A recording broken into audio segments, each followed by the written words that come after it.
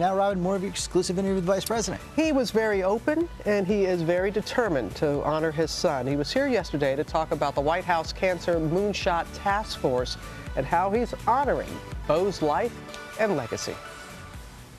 We both were in Rome at the Vatican for that conference, and the doctors and researchers, they kept talking about the red tape, like especially when it comes to FDA approval, that they feel like they're really on the cusp of some things, but how do they get through that?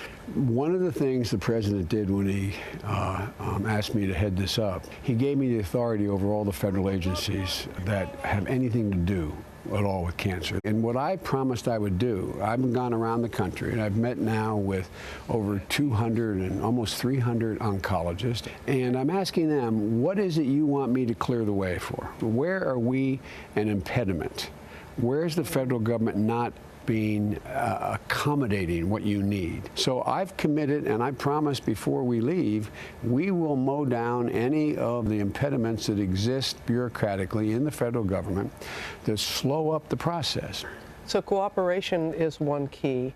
Money is a key. And I know that you've asked for $1 billion. And we will get $1 billion because this is the, I've been doing this a long time. This is a truly bipartisan issue.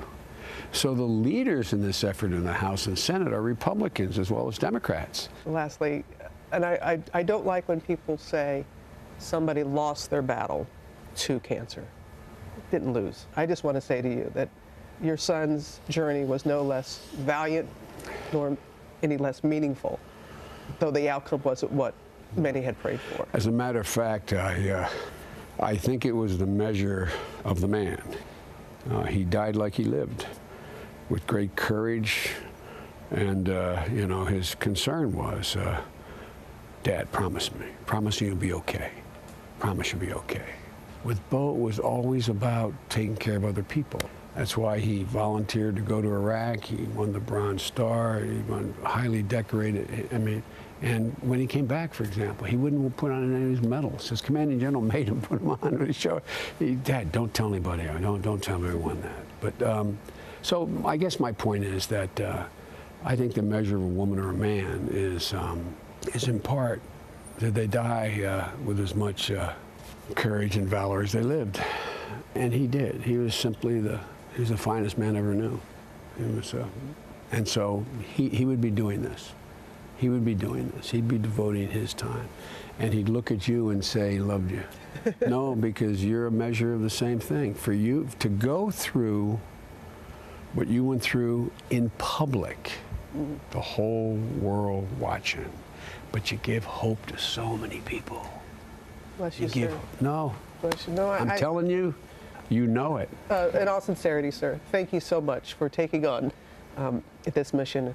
It's in great hands. We're going to get this done. Not me. We're going to get this done. We are going to fundamentally change the face of cancer. It's going to become a chronic disease, and we're going to cure a hell of a lot of it that's not chronic. Wow. Yeah, Amy, you've helped a lot of people too. Well, you helped me, and Joe Biden is helping so many. I mean, together when we tell our stories, it's powerful. And I wish we could have, excuse me, played the entire interview. Everybody that was in the studio and listening to him, he is determined he's not going to walk away until there is real change. And it also is on doctors and researchers, got to share this information with one another. So there are many silos, as he referred to, but he is determined, as many of us are, to put an end to this. Yeah, he seems feel so that commitment. Life mission, his new life mission. It is. It was beautiful, Robin. Yeah, all right.